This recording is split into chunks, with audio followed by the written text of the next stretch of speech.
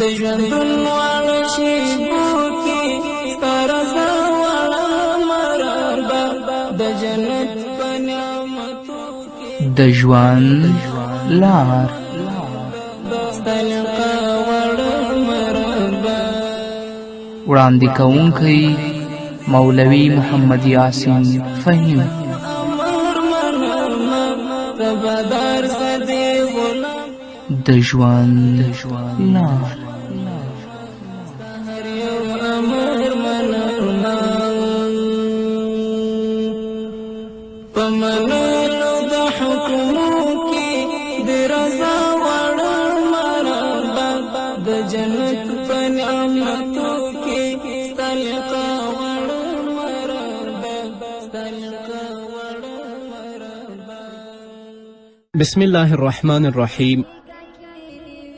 الحمد لله رب العالمين حمد الشاكرين. الصلاة والسلام على سيد الأنبياء والمرسلين سيدنا ونبينا وشفيعنا ومولانا محمد وعلى آله وأصحابه الطيبين الطاهرين. قدرمنو اوریدونکو د ژوند د لارې د خپرونې مینوالو السلام علیکم ورحمة الله وبرکاته. ستاسو روغتیا او خوشحالي د پاک رب نه غواړم په دې هیله چې د صحت او عافیت جامې په تن ولرئ او خوشحالي مو په برخه وي. دا دی زه محمد یاسین فهیم د ژوند د لارې د خپرونې په وړاندې کولو کې ستاسو په خدمت کې یم په دې هیله چې دا خپرونه ستاسو د پام وړ وګرځي. قدرمنو اوریدونکو په نننۍ خپرونه کې به تاسو ته د مانځه کولو مکمله طریقه بیان شي چې مونځ باید په کومه طریقه بیان شي. د دین وروسته بیا د مانځه واجبات، همدارنګه فرائض، ارکان، شرائط، مفسدات، مکروهات، مستحبات، سنن، انشاءالله په دې باندې به تفصیلي بله خپرونه انشاءالله زموږ په مخه کې وي. چې کله زموږ یو مسلمان ورور یا زموږ مسلمانه خور قصد کوي چې د الله حضور ته ودرېږي او مونځ وکړي، نو لومړی باید جامې او ځان پاک کړي، زړه د دنیا د کارونو نه بېغمه کړي، ځکه که د دنیا په معاملاتو کې انسان راګیر وي نو توجه به د دنیا کاروبار ته وي او مونځ به د زړه په مینه ادا نشي. او ته چې مونځ کوې د خپل رب ته درېږې باید چې مونځ د زړه په مینه وکړې او خپل راز او نیاز الله سره شریک کړې. د هغې نه به وروسته نیغ ودرېږي چې د هر وخت مونځ کوي د هغه وخت نیت دې وکړي. نیت یې که په ژبه باندې وي او که نیت په زړه باندې وي، خو نیت کول ضروري دي. ځینې زموږ ورونه دي چې کله جمع ته راځي نو په نیت تړلو باندې د دې ونه رکات تېرېږي. نه په زړه کې وګرځوه چې دا 4 رکاته مونځ یا د مازدیګر یا د ماسپښین یا د ماښام زه ادا کوم.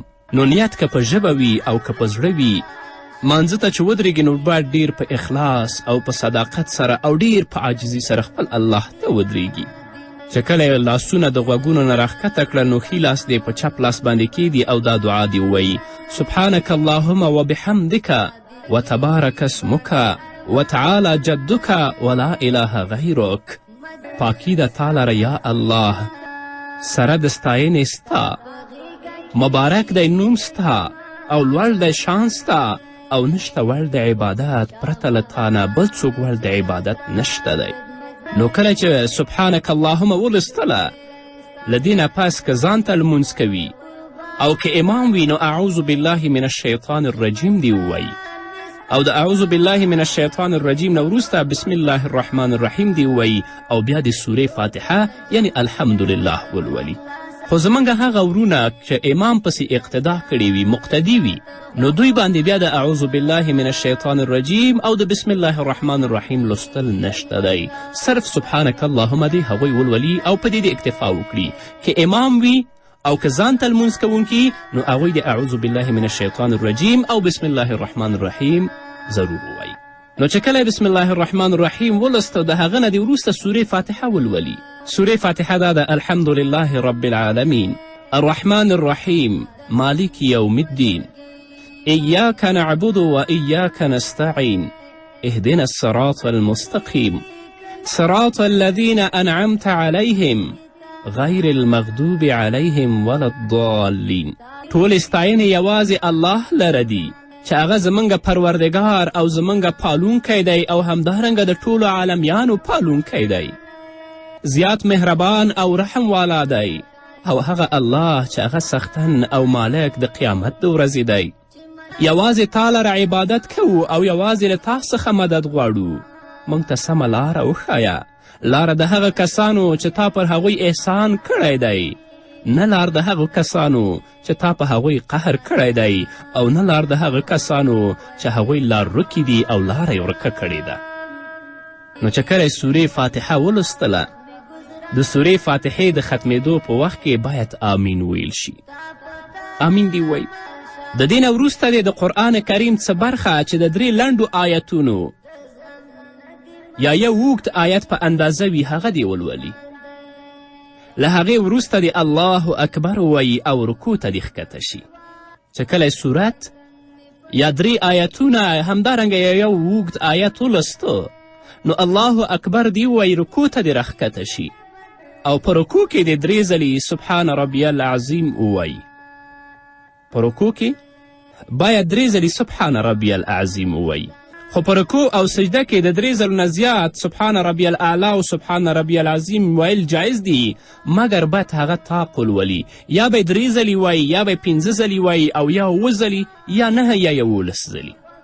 د رکوع په وخت کې باید ملا او سر ټول د تختې په شان سره یو برابر وي.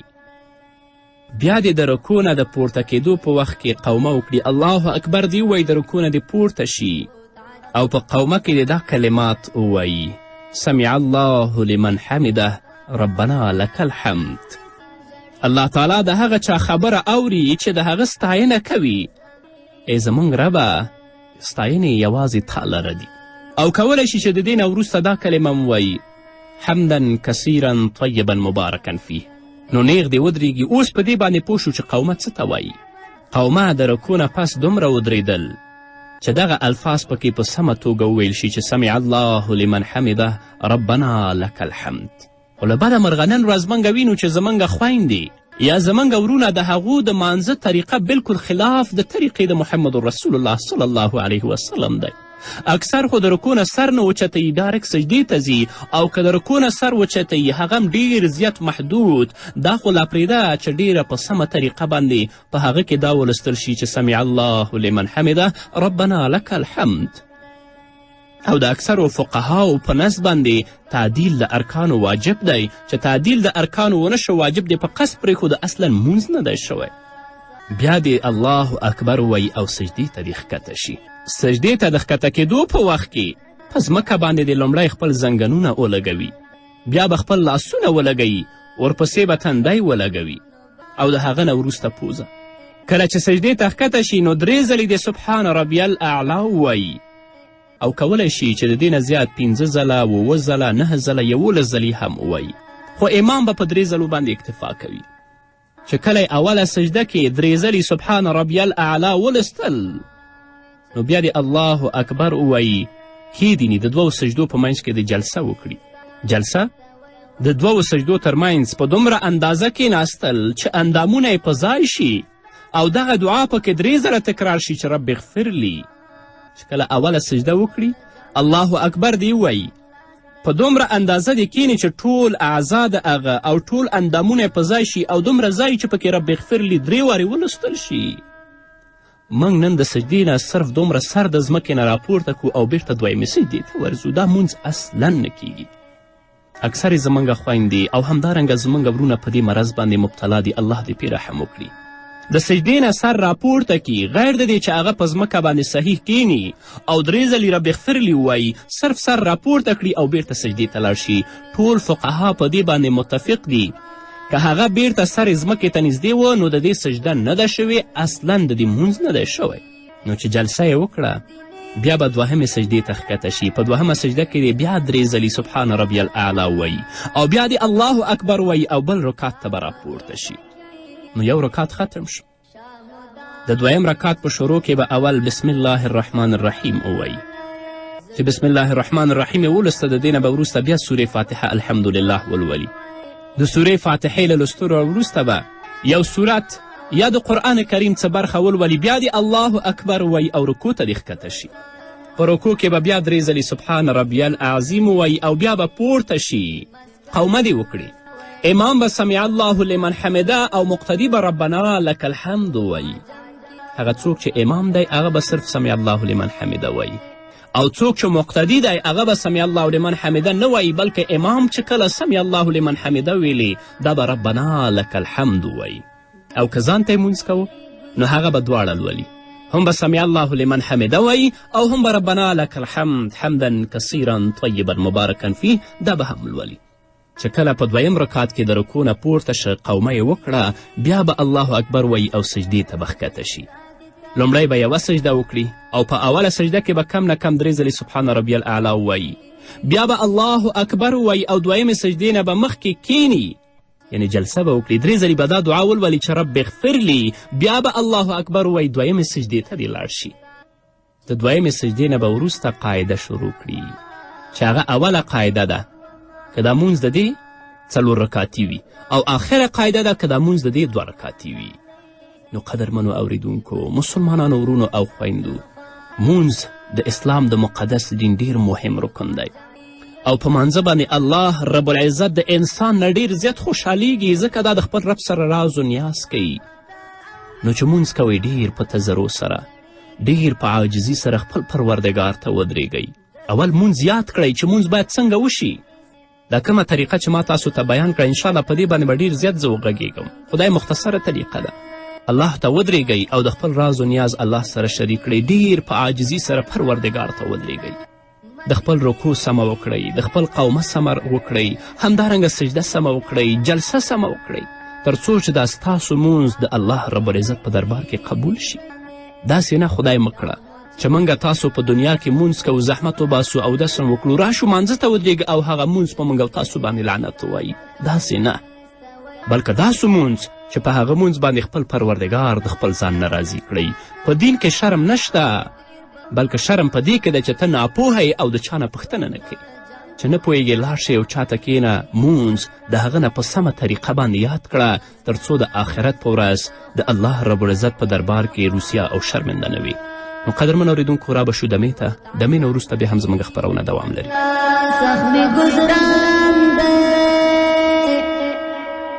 تا پتا ما اولی سال شاہین زڑی گما دزم ندما دینی سخمی گزران دے تا دیدن پزڑگی باند ارمان دے مدینی کلا بدر شمسا کچیتا تا پغیگا کی وید زما جانان دے شاہدان چی داستا خدمت کوالے زلو گئے ستالکائی. قدرمنو اوریدونکو، بیا هم زموږ سلامونه او نیکې هیلې ومنئ. نو چې کله په 2م رکعت کې کیناست نو لومړی به هغه تشهد ولولي. تشهد یعنی التحیات. التحیات لله والصلوات والطیبات. السلام علیک ایها النبی ورحمة الله وبرکاته. السلام علینا وعلى عباد الله الصالحین. اشهد ان لا اله الا الله واشهد ان محمدا عبده ورسوله. دا تشهد. التحیات لله والصلوات والطیبات. السلام عليك أيها النبي ورحمة الله وبركاته. السلام علينا وعلى عباد الله الصالحين. أشهد أن لا إله إلا الله وأشهد أن محمدا عبده ورسوله. طول ستاینې، ټول حمدونه، قولی عبادتونه، بدنی عبادتونه الله تعالی لره دي. سلامتیا له هر آفته دې وي تا لره ای پیغمبره، او رحمت د الله تعالی دې وي په تا ای پیغمبره، او ډیر خیرونه او برکتونه د الله دی وي په تا ای پیغمبره، او سلامتیا له ټولو آفتونه دی وي په موږ او په نیکو بندګانو د الله. زه شاهدي ورکوم په دې چې بېشکه نشته داسې ذات چې عبادت یې کیږي بې له الله څخه، او زه شاهدي ورکوم چې رښتیا سره محمد رسول الله صلی الله علیه وسلم د الله بنده او د الله رسول دی. نو که مونځ 4 رکاتي وي لکه د ماسپښین، د مازیګر، د ماسخوتن مونځ، یا 3 رکاتي وي لکه د ماښام مونځ، نو په همدې باندې د اکتفا او بسوالی وکړي. یعنی په اوله قاعده کې د صرف تشهد ووایي او په آخره قاعده کې به درود او دعا دواړه ووایي. او که مونځ 2 رکاتي وي لکه د سهار مونځ یا هغه نفلي منځونه چې تاسو کوئ، نو چې کله تشهد ووایي د تشهد نه به وروسته بیا درود ووایي او هغه دعا چې په آخر کې د هغه به ملولئ بیا به سلام ګرځوئ. چې کله یې اتحیاتو ولوستله نو پورته دې شي 3م رکات ته په همغه طریقه چې ما تاسو ته ذکر کړل. 3م رکات دې وکړي. بیا د 4م رکات کې چې کله کیناسته او تشهد یې ولسته، د تشهد نه به وروسته دا درود ولولي: اللهم صل علی محمد وعلى آل محمد كما صليت على إبراهيم وعلى آل إبراهيم إنك حميد مجيد. یا الله رحمت ولیږې په محمد صلی الله علیه وسلم باندې او د هغه په اولاده لکه تا چې رحمت لیږلی و په ابراهیم علیه الصلاة والسلام او د هغه په اولاده بېشکه ته لوی ستایل شوی ذات یې. له دې وروسته به دا دعا او دا درود ولولي: اللهم بارک علی محمد وعلى آل محمد كما باركت على إبراهيم وعلى آل إبراهيم إنك حميد مجيد. یا الله برکت ولیږي په محمد صلی الله علیه وسلم باندې او د هغه په اولاده لکه تا چې برکت لیږلی و په ابراهیم علیه الصلاة والسلام او د هغه په اولاد بېشکه ته لوی ستایل شوی ذات یې. او په آخر کې به دا دعا ولولي: اللهم ربنا آتنا في الدنيا حسنه وفي الآخرة حسنه وقنا عذاب النار. هی زمونږ ربه مونږ ته په دنیا کې ښه ژوند راکړي او په آخرت کې ښه ژوند راکړي او د دوزخ له اور څخه مونږه وساتي. بیا د اول ښي طرف ته مخ وګرځئ او السلام علیکم ورحمت الله دې ووایي. ورپسې د چپ طرف ته مخ وګرځئ او السلام علیکم ورحمت الله دې ووایي او خپل مونځ به ختم کړي. او د مانځه د ادا کولو نه به وروسته دا دعا ولولي: اللهم انت السلام ومنک السلام تبارکت یا ذا الجلال والاکرام. ای الله ته دې زمانې له هر قسم عیبونو، آفتونو او بحرانونو او حادثو نه په امن یې او د ټول جهان امن او ساتنه له حادثو او زمانې د آفتونو او بحرانونو نه له تا څخه ده، یعنی ته نجات ورکوي. ستا شان تر هغه ډیر لوړ او لوی دی کوم چې ظالمان او کافران فکر کوي. ای د لوی احسان خاونده. نورې دعاګانې هم د محمد رسول الله صلی الله علیه وسلم څخه نقل شوي دي. یو څو یادونو ته قدرمنو اوریدونکو متوجه اوسئ. څو ټکو ته سجدې نه د پورته کېدو په وخت کې به اول لاس بیا سر بیا ورپسې زنګنونه پورته کړئ. د 2م رکعت د شروع کېدو نه مخکې که امام وي او که یوازې لمونځ کوونکی باید بسم الله الرحمن الرحیم ووایي، یعنې د سورې فاتحې نه به مخکې بسم الله الرحمن الرحیم وایي. که چیرې لمونځ 4 رکعتي وي نو د لومړي 2 رکعتونو وروسته دې یوازې اتحیاتو ووایي، یعنې په اوله قاعده کې د یوازې اتحیاتو وایي. او که مونځ 2 رکعتي وي نو په آخرۍ قاعده کې اتحیاتو، درود شریف او دعا ویل سنت دی. همدا قسم به ټول مونځ ادا کړي. او که چیرې مونځ وتر مونځ وي لکه په ماسخوتن کې چې کوو، نو د آخري رکعت د ختمېدو نه وروسته او د رکو د ادا کولو نه مخکې چې کله سورې فاتحه ولولي، د سورې فاتحې نه وروسته یو سورت ولولي، بیا به لاسونه غوږو ته پورته کړي او دعای قنوت به ولولي. دعای قنوت دا ده: اللهم انا نستعینک ونستغفرك ونؤمن بك ونتوکل علیک ونثني عليك الخير نشكرك ولا نكفرك ونخلع ونترك من يفجرك. اللهم إياك نعبد ولك نصلي ونسجد وإليك نسعى ونحفظ ونرجو رحمتك ونخشى عذابك إن عذابك بالكفار ملحق. یا الله موږ له تا نه د مرستې غوښتونکي یو، له تا څخه هدایت غواړو او لارښوونه غواړو، له تا څخه د بښنې غوښتونکي یو، پر تا ایمان لرو، پر تا توکل کوو، ستا ښه ستاینه کوو، ستا شکر ادا کوو، ستا ناشکري نه کوو. څوک چې ستا ناشکري او نافرمانی وکړي هغه موږ پرېږدو، هغو سره هیڅ اړیکې نه ساتو. یا الله موږ ستا عبادت کوو او تا ته لمونځ کوو، تا ته سجده کوو، ستا په لور زغلو، ستا د حکم په ځای کولو لپاره تیار یو، ستا د رحمت لیوال یو او ستا له عذاب څخه په ویره کې یو. بېشکه ستا عذاب کافرانو ته ورسېدونکی دی، خامخا به هغوی ته رسیږي. دا ټولې وعدې چې کله وتر وکړو الله سره وکړو، خو چې کله ورځ شي بیا ټول د الله رب العزت د اوامرو نه په سرغړونه کې ګرفتار یو.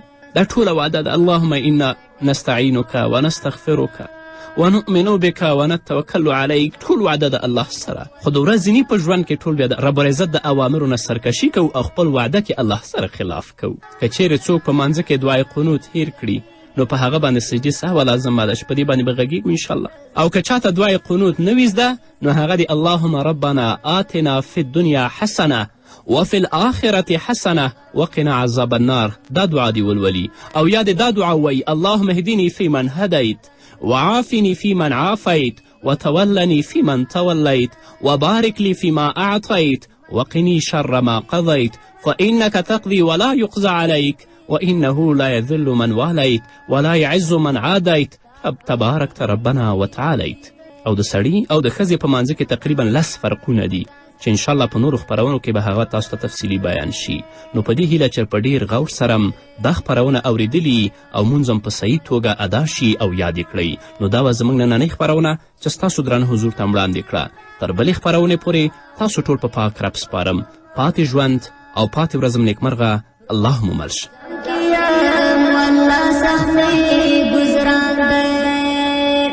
چې مسکان مستا ترخوا وی ډېر بخوا کړم پروت عجم کې یم والله سخت مې ګزران دی ستا په تمه او وصال شاهین زړې نه رکات تېرېږي نه په زړه کې وګرځوه چې دا 4 رکاته مونځ یا د مازدیګر یا د ماسپښین یا د ماښام زه ادا کوم. نو نیت که په ژبه وي او که په زړه وي مانځه ته چې ودرېږي نو باید ډیر په اخلاص او په صداقت سره او ډیر په عاجزي سره خپل الله ته ودرېږي. چې کله یې لاسونه د غوږونو نه راښکته کړه نو ښي لاس دې په چپ لاس باندې کیږدي او دا دعا دې ووایي سبحانک اللهم وبحمدک وتبارک اسمک وتعالی جدک ولا اله غیرک. پاکی د تا لره یا الله، سره د ستاینې ستا، مبارک دی نوم ستا او لوړ دی شان ستا او نشته وړ د عبادت پرته له تا نه بل څوک وړ د عبادت نشته دی. نو کله چې سبحانک اللهم ولستله له دې نه پس که ځان ته لمونځ کوي او که امام وي نو اعوذ بالله من الشیطان الرجیم دی ووایي او د اعوذ بالله من الشیطان الرجیم نه وروسته بسم الله الرحمن الرحیم دی ووایي او بیا د سورې فاتحه یعنی الحمدلله ولولي. خو زمونږ هغه ورونه چې امام پسې اقتدا کړې وي مقتدي وي نو دوی باندې بیا د اعوذ بالله من الشیطان الرجیم او د بسم الله الرحمن الرحیم لوستل نشته دی. صرف سبحانک اللهم دی هغوی ولولي او په دې اکتفا وکړي. که امام وي او که ځان ته لمونځ کوونکي نو هغوی د اعوذ بالله من الشیطان الرجیم او بسم الله الرحمن الرحیم ضرور ووایي. نو چې کله بسم الله الرحمن الرحیم ولسته د هغه نه د وروسته سورې فاتحه ولولي. سورې فاتحه دا ده الحمد لله رب العالمین الرحمن الرحیم مالک یوم الدین ایاک نعبد و ایاک نستعین اهدنا الصراط المستقیم صراط الذین انعمت علیهم غیر المغضوب علیهم ولا الضالین. ټول ستاینې یوازې الله لره دي چې هغه زمونږ پروردګار او زمونږ پالونکی دی او همدارنګه د ټولو عالمیانو پالونکی دی. زیات مهربان او رحم والا دی او هغه الله چې هغه سختن او مالک د قیامت د ورځې دی. یوازې تا لره عبادت کوو او یوازې له تا څخه مدد غواړو. موږ ته سمه لاره وښایه، لاره د هغه کسانو چې تا پر هغوی احسان کړی دی، نه لار د هغو کسانو چې تا په هغوی قهر کړی دی او نه لار د هغه کسانو چې هغوی لار ورکې دي او لاره یې ورکه کړې ده. نو چې کله سورې فاتحه ولوستله د سورې فاتحې د ختمېدو په وخت کې باید آمین ویل شي. آمین دی وی. د دې نه وروسته د قرآن کریم څه برخه چې د 3 لنډو آیتونو یا یو اوږد آیت په اندازه وي هغه دی ولولي. له هغې وروسته د الله اکبر ووایي او رکوع ته دې ښکته شي. چې کله صورت یا 3 آیتونه همدارنګه یو اوږد آیت ولسته اکثر زمونږ خویندې او همدارنګه زمونږ ورونه په دې مرض باندې مبتلا دي. الله دې پې رحم وکړي. د سجدې نه سر راپورته کي غیر د دې چې هغه په ځمکه باندې صحیح کینی او 3 ځلې رب اغفرلي ووایي صرف سر راپورته کړي او بیرته سجدې ته لاړ شي. ټول فقها په دې باندې متفق دي که هغه بیرته سر ځمکې ته نږدې و نو د دې سجده نه ده شوې، اصلا د دې مونځ نه دی شوی. نو چې جلسه یې وکړه بیا به دوهمې سجدې ته ښکته شي. په دوهمه سجده کې دی بیا 3 ځلې سبحان ربی الاعلی وایي او بیا دی الله اکبر وایي او بل رکات ته به راپورته شي. نو یو رکات ختم شو. د دویم رکات په شروع کې به اول بسم الله الرحمن الرحیم ووایي. چې بسم الله الرحمن الرحیم یې ولسته د دې نه به وروسته بیا سورې فاتحه الحمدلله ولولي. د سورې فاتحې له لوستلو وروسته به یو سورت یا د قرآن کریم څه برخه ولولي، بیا د الله اکبر وایي او رکوع ته دې ښکته شي. په رکوع کې به بیا 3 ځلې سبحان ربی العظیم وایي او بیا به پورته شي، قومه دې وکړي. امام به سمع الله لمن حمده او مقتدي به ربنا لک الحمد وایي. هغه څوک چې امام دی هغه به صرف سمع الله لمن حمده وایي، او څوک چې مقتدي دی هغه به سمع الله لمن حمده نه وایي، بلکې امام چې کله سمع الله لمن حمده ویلي دا به ربنا لک الحمد وایي. او که ځان ته یې مونځ کوو نو هغه به دواړه لولي، هم به سمع الله لمن حمده وایي او هم به ربنا لک الحمد حمدا کثیرا طیبا مبارکا فیه دا به هم لولي. چې کله په دویم رکات کې د رکوع نه پورته شه قومه یې وکړه بیا به الله اکبر وایي او سجدې ته به ښکته شي. لومړی به یوه سجده وکړي او په اوله سجده کې به کم نه کم 3 ځلې سبحان ربی الاعلی وایي، بیا به الله اکبر وایي او دویمې سجدې نه به مخکې کینی، یعنی جلسه به وکړي 3 ځلې به دا دعا ولولي چې رب اغفر لی، بیا به الله اکبر وایي دویمې سجدې ته دې لاړ شي. د دویمې سجدې نه به وروسته قاعده شروع کړي چې هغه اوله قاعده ده که دا مونځ د دې 4 رکاتي وي او آخره قاعده ده که دا مونځ د دې 2 رکاتي وي. نو قدرمنو اوریدونکو، مسلمانانو ورونو او خویندو، مونځ د اسلام د مقدس دین ډیر مهم رکن دی او په مانځه باندې الله رب العزت د انسان نه ډیر زیات خوشحالیږي، ځکه دا د خپل رب سره راز و نیاز کوي.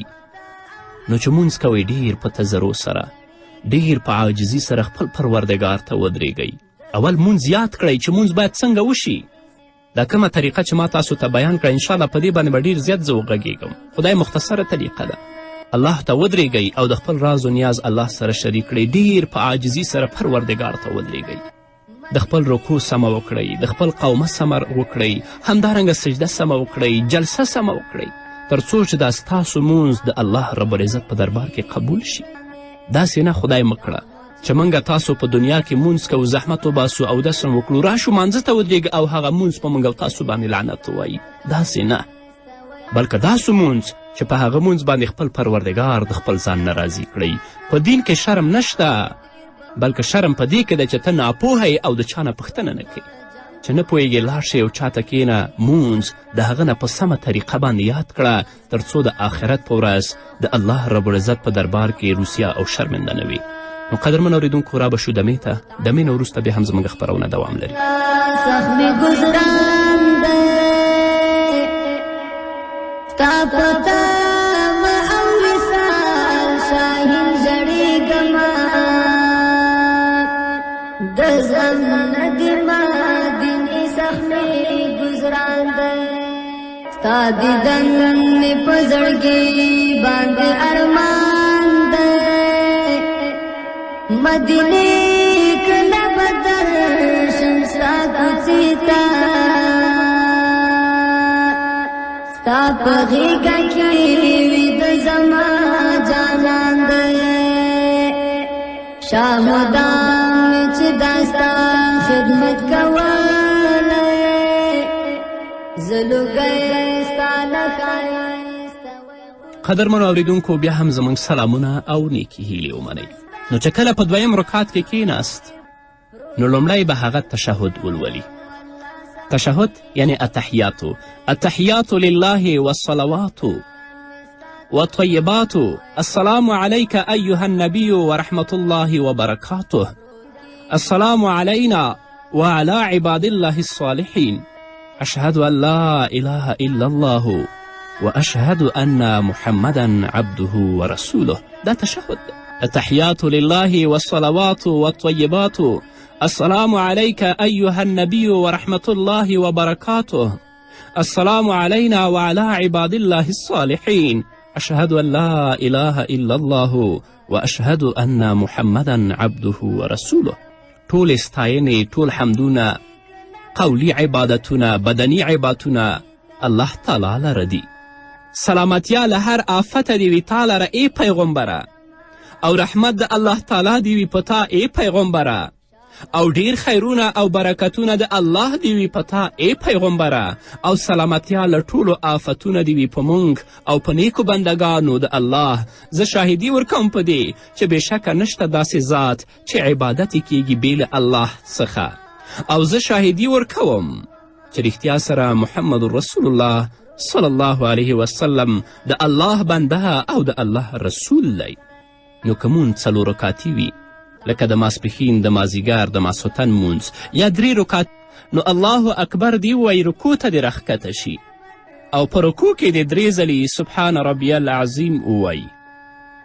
په رکوع کې باید 3 ځلې سبحان ربی العظیم ووایي، خو په رکوع او سجده کې د 3 ځلو نه زیات سبحان ربی الاعلی او سبحان ربی العظیم ویل جایز دي، مګر باید هغه طاق ولولي، یا به 3 ځلې وایي، یا به 5 ځلې وایي، او یا 7 ځلې، یا 9 یا 11 ځلې. د رکوع په وخت کې باید ملا او سر ټول د تختې په شان سره یو برابر وي. بیا دې د رکوع نه د پورته کېدو په وخت کې قومه وکړي، الله اکبر دې ووایي، د رکوع نه دې پورته شي، او په قومه کې دې دا کلمات ووایي: سمع الله لمن حمده ربنا لك الحمد. الله تعالی د هغه چا خبره اوري چې د هغه ستاینه کوي. ای زموږ ربه، ستاینې یوازې تا لره دي. او کولی شي چې د دې نه وروسته دا کلمه ووایي: حمدا کثیرا طیبا مبارکا فیه. نو نیغ دې ودرېږي. اوس په دې باندې پوه شو چې قومه څه ته وایي. قومه د رکوع نه پس دومره ودرېدل چې دغه الفاظ پکې په سمه توګه وویل شي چې سمع الله لمن حمده ربنا لك الحمد. خو له بده مرغه نن ورځ موږ وینو چې زموږ خویندې یا زموږ ورونه د هغو د مانځه طریقه بلکل خلاف د طریقې د محمد رسول الله صلی الله علیه وسلم دی. اکثر خو د رکوع نه سر نه اوچتوي، ډایرکټ سجدې ته ځي، او که د رکوع نه سر اوچتوي هغه هم ډېر زیات محدود. دا خو لا پرېږده چې ډېره په سمه طریقه باندې په هغه کې دا ولستل شي چې سمع الله لمن حمده ربنا لك الحمد. او د اکثرو فقهاو په نزد باندې تعدیل د ارکانو واجب دی، چې تعدیل د ارکانو ونه شو واجب دی، په قصد پرېښود اصلا مونځ نه دی شوی. بیا دې الله اکبر وایي او سجدې ته دې ښکته شي. سجدې ته د ښکته کېدو په وخت کې په ځمکه باندې دې لومړی خپل زنګنونه ولګوي، بیا به خپل لاسونه ولګوي، ورپسې به تندی ولګوي، او د هغه نه وروسته پوزه. کله چې سجدې ته ښکته شي نو 3 ځلې دې سبحان ربی الاعلی ووایي، او کولی شي چې د دې نه زیات 5 ځله، 7 ځله، 9 ځله، 11 ځلې هم ووایي. خو امام به په 3 ځلو باندې اکتفا کوي. چې کله اوله سجده کې 3 ځلې سبحان ربی الاعلی ولستل، نو بیا دې الله اکبر ووایي. کیدیني د 2 سجدو په منځ کې د جلسه وکړي. جلسه د 2 سجدو تر منځ په دومره اندازه کېناستل چې اندامونه یې په ځای شي، او دغه دعا پکې 3 ځله تکرار شي چې رب اغفر لی. چې کله اوله سجده وکړي الله اکبر دې ووایي، په دومره اندازه دې کینی چې ټول اعضا د هغه او ټول اندامونه په ځای شي، او دومره ځای چې پکې رب اغفر لی 3 وارې ولوستل شي. موږ نن د سجدې نه صرف دومره سر د ځمکې نه راپورته کړو او بیرته دویمې سجدې ته ورځو. دا مونځ اصلا نه کیږي. د ژوندون واړه شېبو کې ستا رضا واړه مرار به د جنت په نعمتو کې د ژوند لار ستا لقا واړه مرار به. وړاندې کوونکی مولوي محمد یاسین فهیم.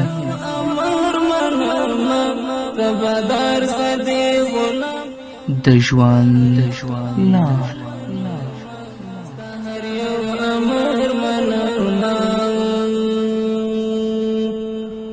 په منلو د حکمو کې د رضا واړه مرار به د جنت په نعمتو کې ستا لقا واړه مرار به ستا لقا واړه مرار به. بسم الله الرحمن الرحیم. الحمد لله رب العالمين حمد الشاكرين، الصلاة والسلام على سيد الأنبياء والمرسلين سيدنا ونبينا وشفيعنا ومولانا محمد وعلى آله وأصحابه الطيبين الطاهرين.